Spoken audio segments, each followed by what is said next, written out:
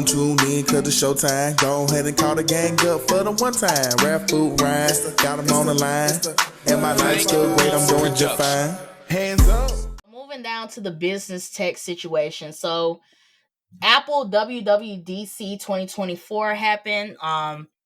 The usual gist, we're getting all of the news of what's coming up for Apple products, iPads, the operating systems, what you should expect for iOS 18.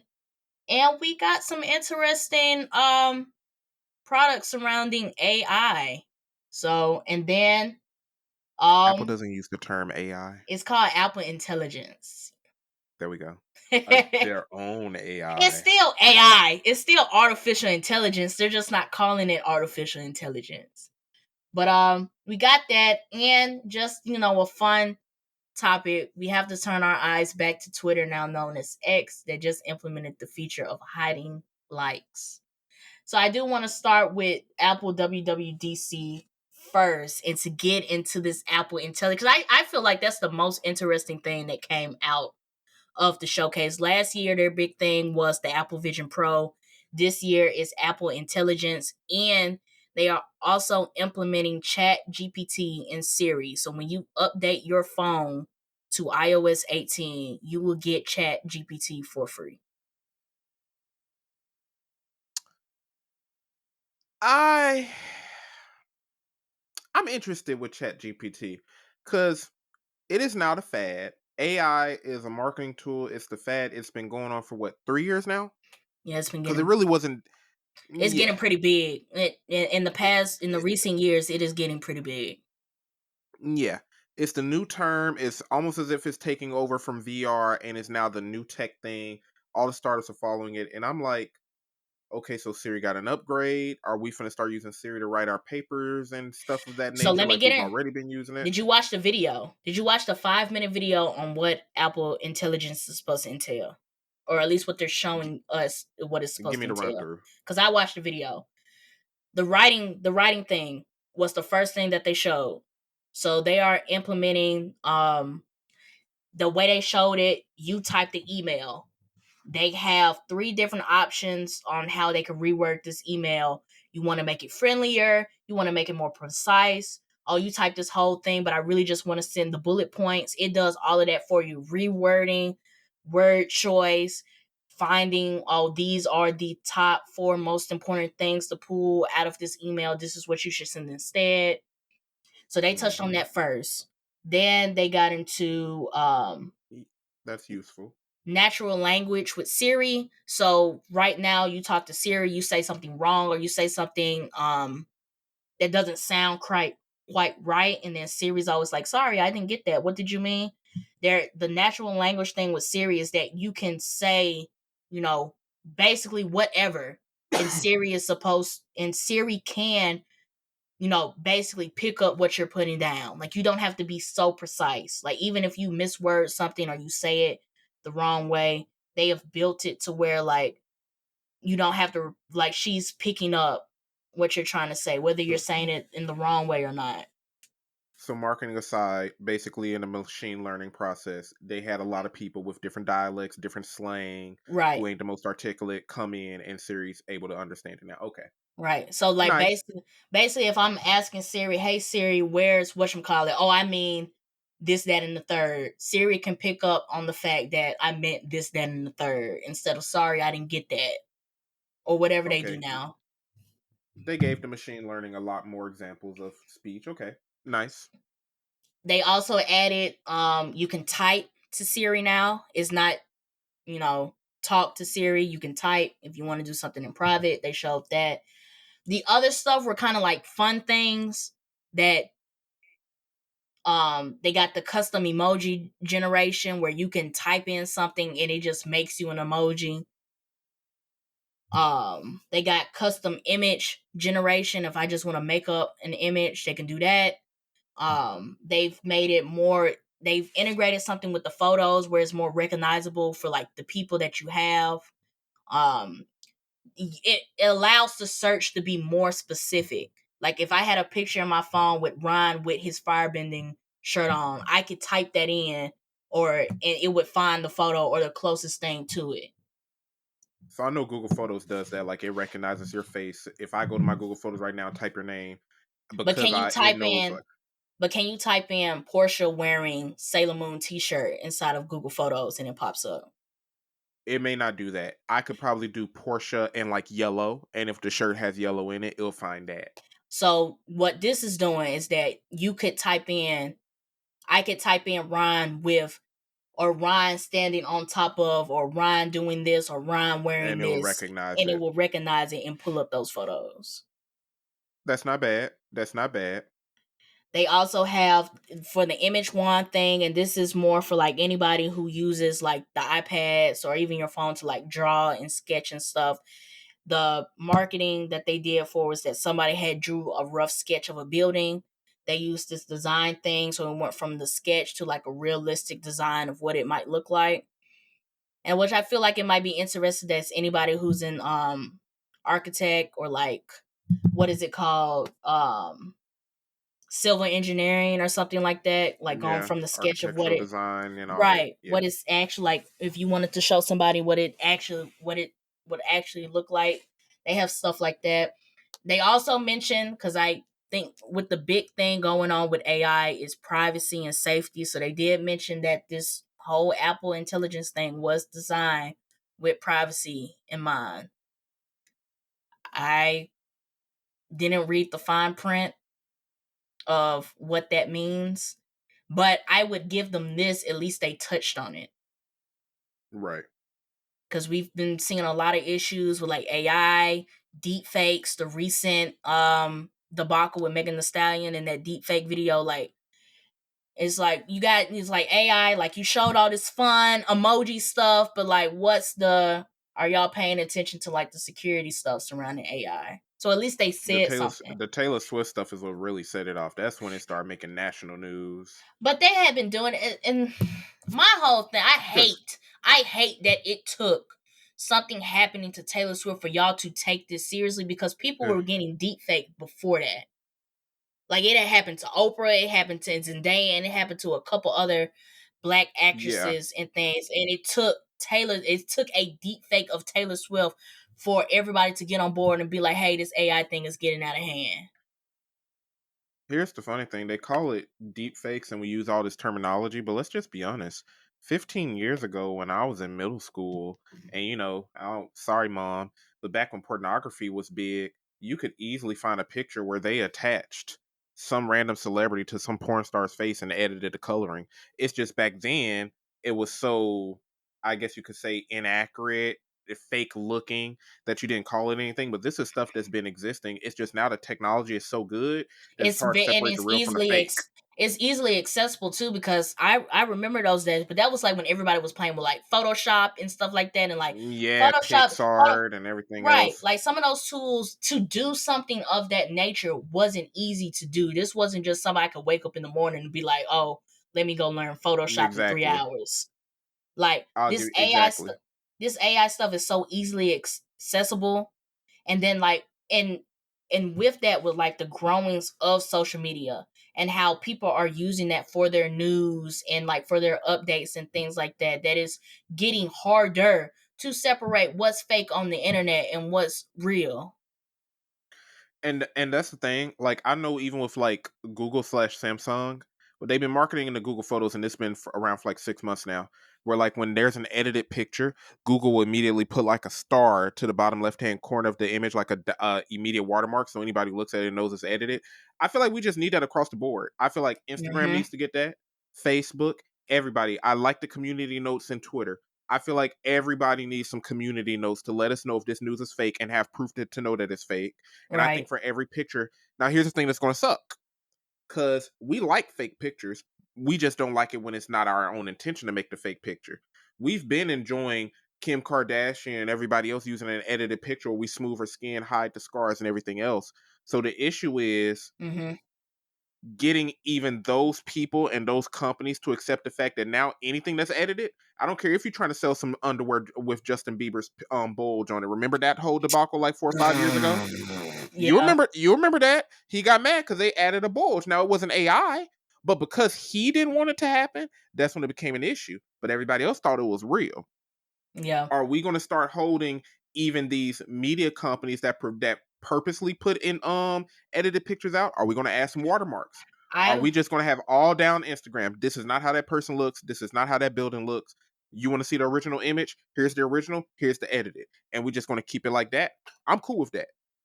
I'm But cool with not a lot that. of people are going to want that in real life. I would agree that some people wouldn't want it. Like how you brought up like the marketing thing or like whatever. But I agree. Like edited media, knowing what's edited and what's not. If hey, I am interested to see. So bringing it back to Apple Intelligence, it's going in beta on iPhone 15 Pro, 15 Pro Max, and iPads and Macs with the M1 or later, with Siri and device language set to US English as part of iOS 18, iPad OS 18, and Mac OS Sequoia this fall. So if you have any of those phones, if your phone is eligible to be upgraded to iOS 18, then some of these features, this Apple Intelligence thing is on the way. It's And interesting. I wanted to bring this up too. I didn't look into like the details of it or like read the fine print, but have you seen that Google Gemini thing popping up? Like when you Yeah. use Google Docs and stuff like that? Yeah. I skimmed it and it looked like the writing, most of it looked like the writing situation that we mentioned with the Apple stuff, but I'm interested to see how they progress that too on Google's end. Here's the thing, Google's bread and butter has already been AI and You software froze, for big like the dog. past 10. Oh, can you at least hear me? Can you hear me now? Hmm. So Google has already had advanced AI for like the past 10 years now. So I'm interested to see how Apple can even keep up with Google, because AI, even though Apple has had Siri, it's not like AI was their biggest bread and butter in reality. You know what I mean? Google's AI is even Hmm. ingrained into their regular search engine. So I wonder if Gemini is going to surpass ChatGPT and almost offer way more options than it. I'm gonna keep an eye on it. I just want them to have AI regulations before we become Skynet. Yeah. Because the thing about the Apple Intelligence thing, I just want to know what aren't they telling us? Like they're showing us, oh, make your own emoji. Ooh, make a profile picture. Ooh, look what you can do in your photos now. But like, what else y'all done integrated this into? And and let's also talk about the elephant in the room. A lot of people are worried about how it's going to take away jobs. The fact that the AI pulls images from like other artists and that's how it merges those images together. Hmm. What restrictions are we going to set to make this to prevent from creating a failing economy? You know what I'm saying? Now, I'm also on the side where technology advancement can Hmm. be cool. When the automobile became real, it took a lot of horse carriages and a lot of folks out of the job, and we had to create new jobs. So now I'm interested to see like how are we going to adapt as a society since this technology is evolving so quickly? What are the artists going to do? Are they going to utilize AI to create better art? What are these songwriters? We got AI in music now. We don't know, are these artists is Kanye and Drake, when they don't feel like writing their own songs, are they going to use AI to help them make a song? It's still their words. They greenlit it, so they made their money. So now, how are we as a society going to work around this evolving technology? You know what I mean? I think more jobs would just become more AI focused. Like I've seen positions for like AI assistants and stuff like that. Like it could be like, I know programming will stay because you gotta keep the programmers there. But like I wonder if there's gonna be people who like help with like feeding it dialect or like new information and stuff like that. I just feel like the jobs might just turn to start accommodating to the things that AI can do, like filling in some of the blanks.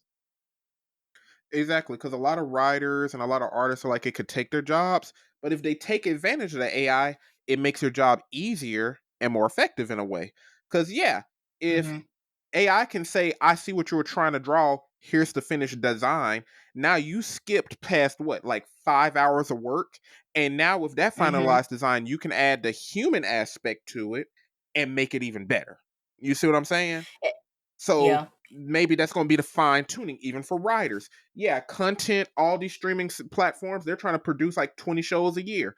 Well, now the writer can be like, AI, I want a story that does this, this, this, and this. Put it together. Now let me fine tune it. Let me get rid of this plot hole right here. Let me make this character more interesting. Let's make this a little bit more I diverse. would And we got to utilize it. I would hope that's how it evolves, and not just people sitting in the Hopefully. writing room and be like, here's my AI printed script, now go produce it. Like, no, we just saved a few hours on writing a full script, but now we need to put that second half of hours that we were going to spend anyway adjusting what we wrote. Here's that 5 hours. So instead of 10 hours Exactly. trying to write a full script, we're just spending this 5 hours adjusting and fine tuning it and making it more whatever was missed, because at the end of the day, it's a machine. Whatever it was missing out of it, we're laying inside of it. So I would hope that that's what comes out of this, and not just people being like, "Ooh, here's my AI printed script, now go produce it," or "Here's my AI printed thing, go produce it." Exactly. Cuz it's like technology is going to evolve, but now I'm one of those people, take it to the chin, take that punch, it sucked, get up, let's figure out how we can take advantage of this. Like using Mm-hmm. the car analogy. Yeah, people who drove horses and carriages and who cleaned horses, who would fix their hooves, who would tell stories while on the carriage, after the automobile became popular, they lost their jobs. But then we created mechanics. Then we created taxi drivers. Then we created the folks who got the car washing machines and everything else. Mm-hmm. So we as people, we need to evolve now. How can we, instead of losing our jobs, create new jobs with this AI, take better advantage of it, and still get to that money? I hope that we can adapt accordingly. Because it's getting into every arena. It's in entertainment. Mm-hmm. It's already in food. It's been in tech when it came to search engines and stuff. For all we know, at some point AI is going to create the next chicken sandwich that got like Please. amazing flavor. You never know. You never know. Here's our new AI chicken sandwich. It looked at ingredients and the trends and people's favorite taste buds and created the perfect They recipe ain't for a gonna better call chicken it. They ain't gonna sandwich. call it Chick-fil-A no more. It's gonna be Chick-fil AI. Chick-fil-A. Chick-fil-A. Exactly. Chick-fil-A. Like That don't even sound I, right. we just got to adapt though. You know what I'm saying? I see the doom and gloom behind it, but I want people to realize like if we move accordingly, we can win. I feel like, because we talked about this before with Apple, and Apple being like a luxury brand and it being more like people service, like not really looking at Apple as a tech company, even though it is, but more like more in like in tune with like, not more in tune, but more seeing it more as like a service to the people. It might take something like this to have people start getting used to AI.